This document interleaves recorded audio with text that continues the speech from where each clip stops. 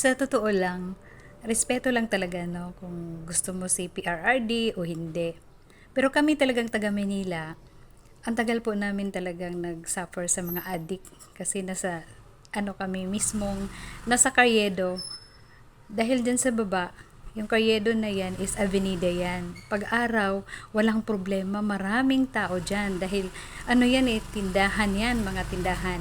Sa gabi dyan, yun na. Nasa 6th floor kami ng building.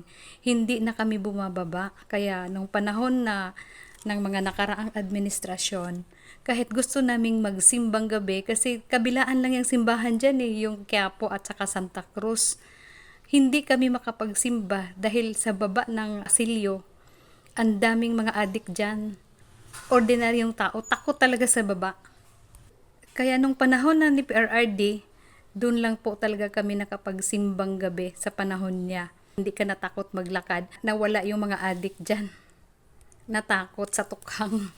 Pero ang ordinaryong tao, hindi talaga takot sa tukhang. Naging safe ang Manila sa panahon ni PRRD at naging maganda at malinis dahil nakasabayan niya si Isko Moreno for beautification naman ng Manila.